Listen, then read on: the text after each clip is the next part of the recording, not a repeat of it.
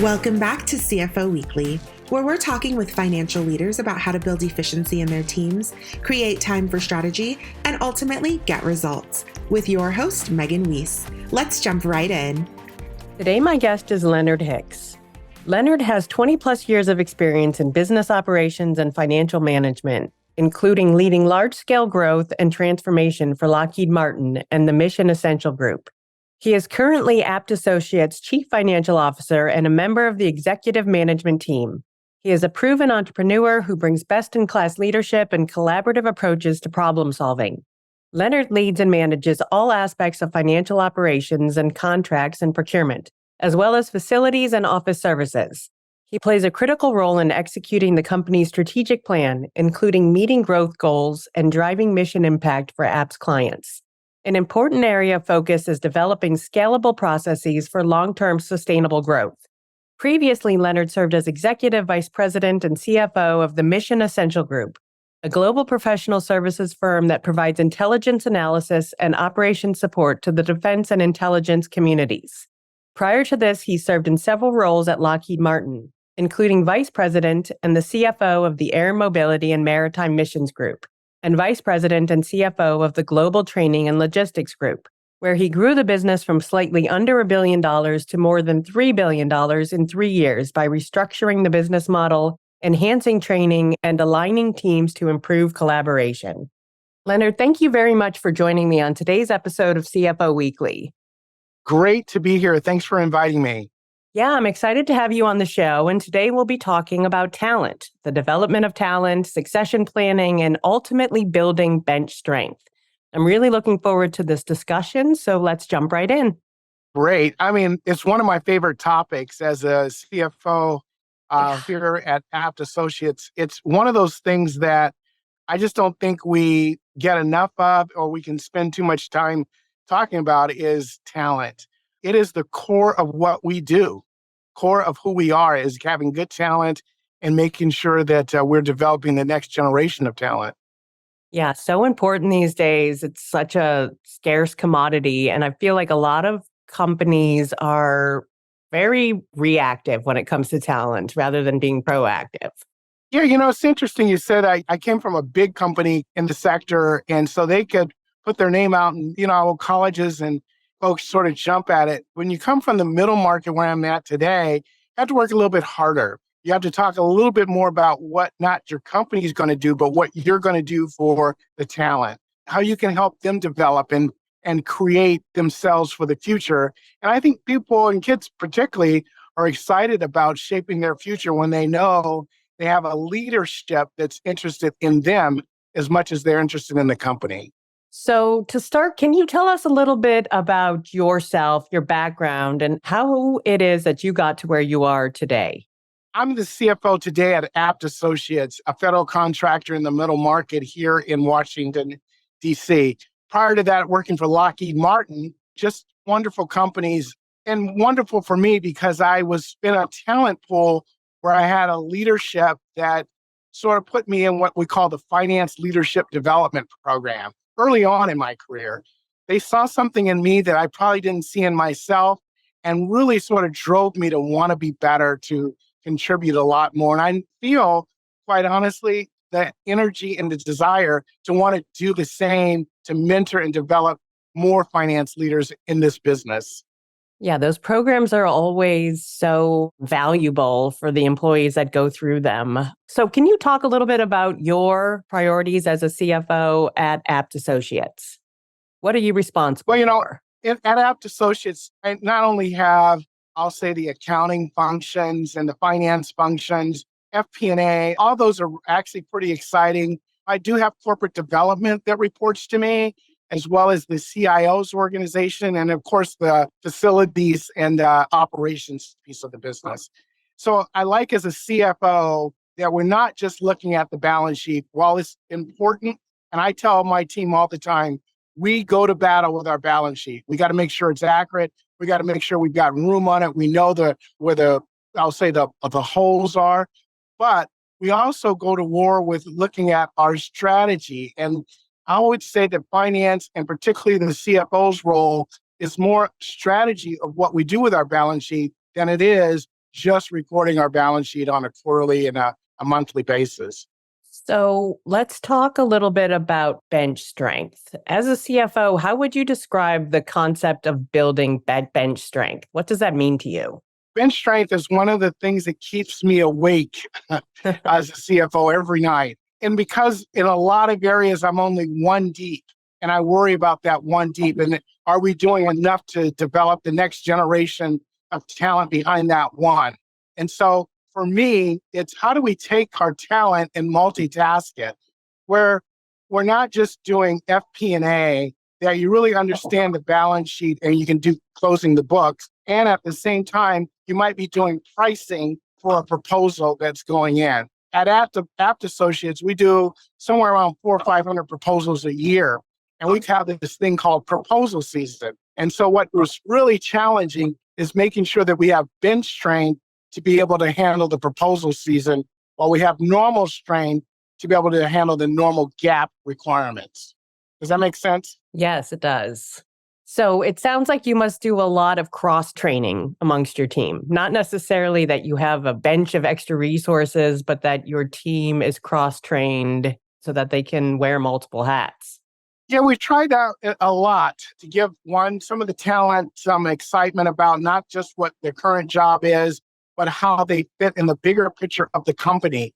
I find that finance people that really understand the company really enjoy their jobs a lot more than just being a finance person. And so that is why we've sort of expanded their roles to be multifaceted to handle the challenge of the business and the challenged career growth. So how do you assess the current skills gap within your finance team, and what steps do you take to address those gaps effectively? There's a lot of skill gaps. And I think those steps we take, quite honestly, are not as proactive as I would like. They're more reactive to the situation we're dealt with when someone leaves or when we get, I'll say, growth because of a contract. We struggle, quite honestly, to fill that skills gap. And we're looking for different ways that we might outsource some of it, automate some of it. I'm excited about AI capabilities that we might be using across our business, but we're just in the infancy of that. And talk to us about the strategies and initiatives that you believe are crucial for CFOs to build bench strength within their organization, both today and in the future. I think one of the critical skills we have to look at as CFOs is how do we simplify some of the processes that we've all inherited as CFOs? So what happens as CFOs, we take over as a CFO of a business, and immediately we're thrown into having to do reports to the board, reports to the street, wherever, and we don't get a lot of time to sit back and re-engineer the process. So I think it's important right now, for example, we're going through a process or a tools implementation Abt Associate that forces me to go out and hire a separate team to work on the tools. The reason is because I can't have the team in place today, execute the business, and work on a new tools and process. So it forces me to have to come up with a new team right away. That forcing of that new tool and team actually helps me shape the future of the business, because I'm looking out to not how things are done today, but how they're going to be done in the future with this new team I'm developing parallel. And while budgets are tight, I can't afford not to make this investment, because I can't keep hiring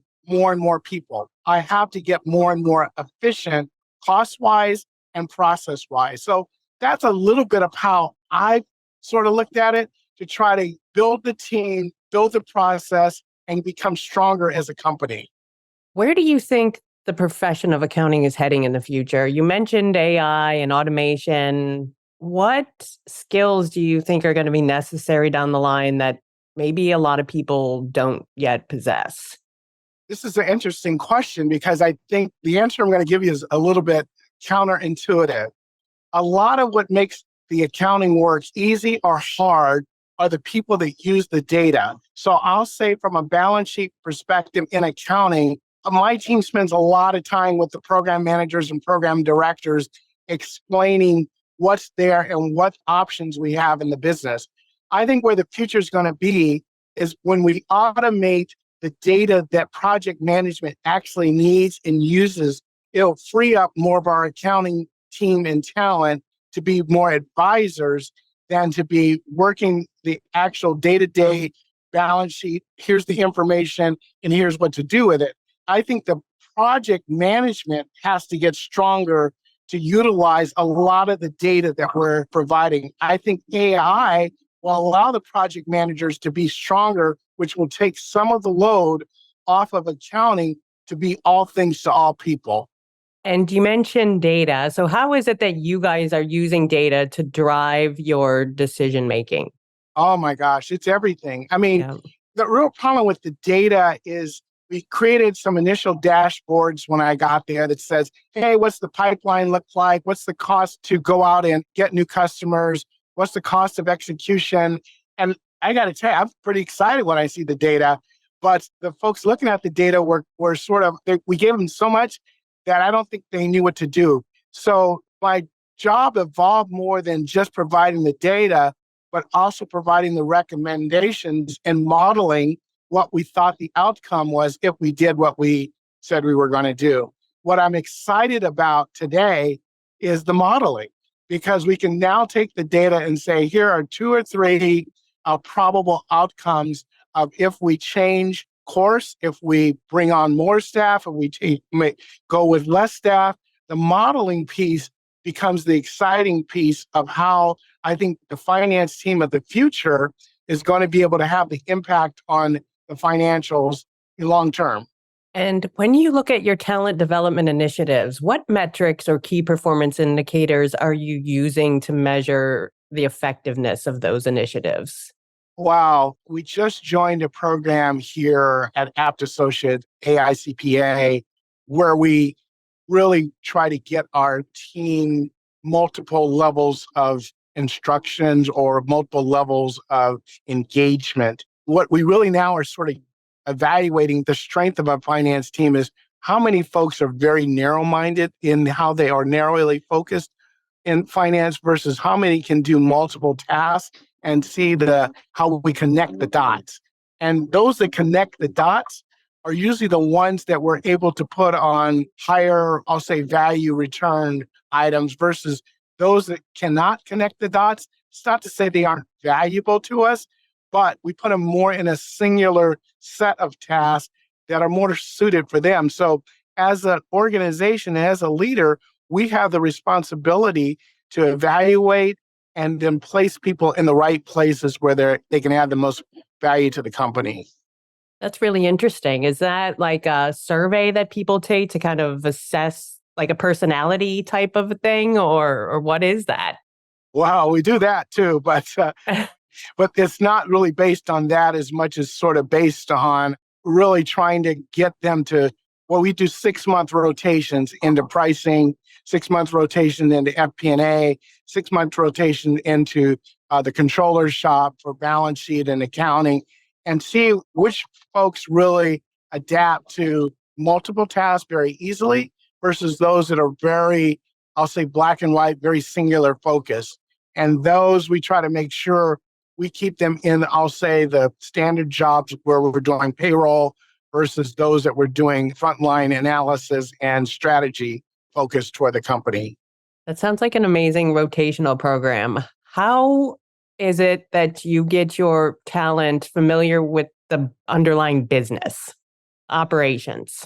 Well, that's an ongoing process because I hear every day folks feel like they don't know, they haven't been involved, they don't understand the strategy. And, we're pretty open about the strategy. I think part of what is happening here is the expectations of particularly, I'll say, kids coming out of school today, multitasking, having social media. It is very important for them, as I see it, to have I'll say the social media aspect where they have people around them that talk about the multiple functions rather than just the one function. So I think that's what we're seeing. That's what we tend to gravitate toward. We don't take folks that are just from the Ivy Leagues or take folks that are just with 4.0 grade point average. We really take folks that we think want to understand the business of accounting, not just accounting. And in your experience, what are some of the common challenges that CFOs face when they are trying to build bench strength? Competitors. What really happens is people get to see some of the talent, particularly our suppliers, our competitors see when we bring that level of talent to the room, and they're constantly recruiting, recruiting, recruiting. So one thing when I sat our team down and we got, I'll say this, ACPA, a rotational model that we're using today to move those that want to become full bore CPAs, I want to get them there. Those that want to become finance people, I want to get them there. I want them to understand the difference. And so competitors, when our folks sort of walk in the room and they're able to talk to bankers or able to talk to program leaders and the way that they do, they immediately stand out. And we sort of knew when we stood up the program that our attrition rate may go up, but that was okay. We felt that those that stayed would stay longer because we had the program, and those that go will go on to build their career, and they can always point back to us and say they got that at Abt Associates, and we would get a reputation in the market for being a high caliber place for financial folks to want to come work. Yeah, that's a great way to look at it. I was going to ask you, once you identify a high performer, how do you work to retain them? Well, I don't know.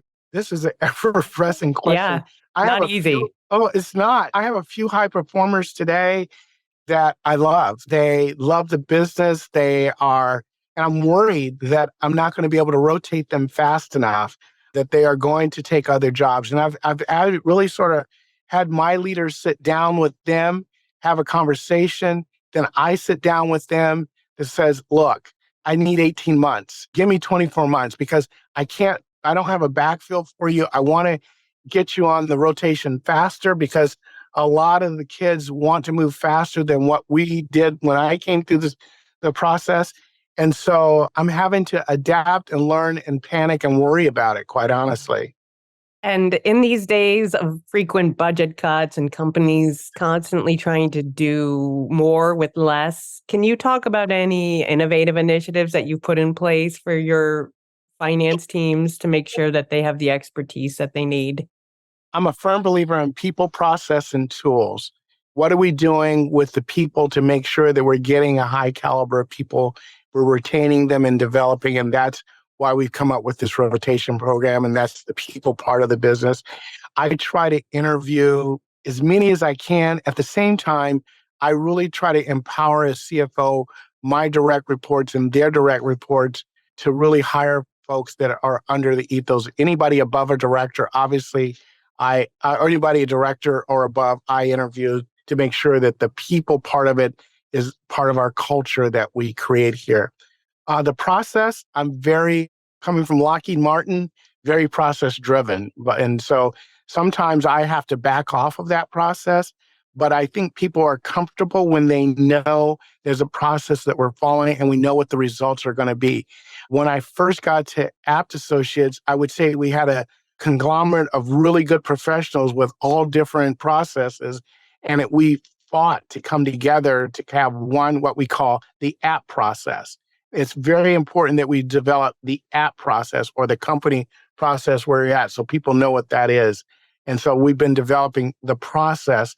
And when you have standard processes, I think it gets people more comfortable that they're good at their job, they know their job, and they know what the outcomes are. Without that, I think they feel like they're just fighting up a hill every day. And then the tools are the third piece of that. And innovation in tools, it's hard for me. It's not that I don't believe in the innovation and I don't want the innovation, but as a CFO, I like predictable, reliable results quarter after quarter. I don't like surprises. And so therefore, every time someone introduces a new thing into my ecosystem and we have to worry about it, as a CFO, I'm nervous. Well, was it because we changed this, because we changed that?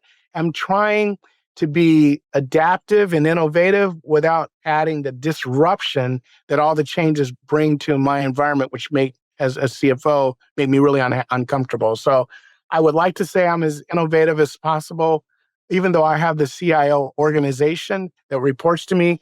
One of the reasons I have that, because again, being a CFO, I'm a control freak. I wanted to control my environment to know what's coming into it. So when you look at yourself, how do you get comfortable with control versus innovation? And when something new comes in, how do you get comfortable with the fact that it's working as it's supposed to? I came up through a generation that changed, that said, it's very interesting.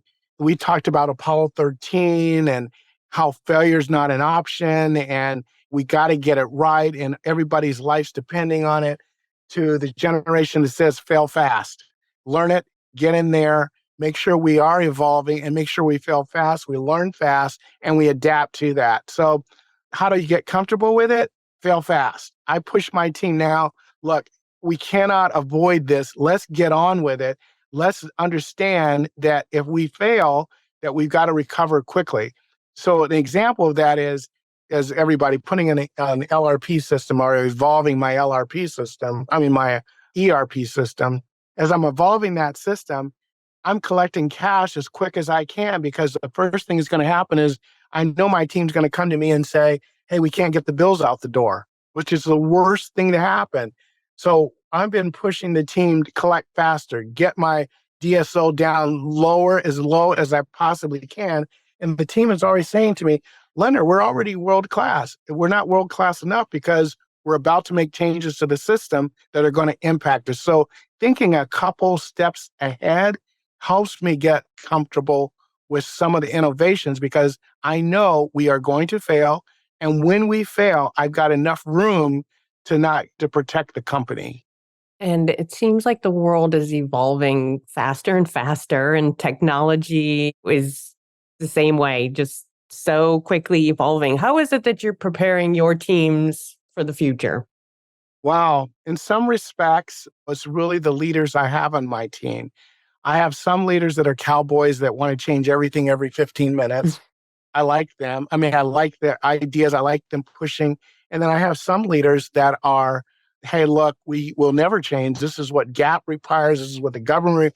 And so it's the leadership team ultimately that you put in place, that it is sort of the yin and yang, if you will, to try to get that balance of innovation versus risk.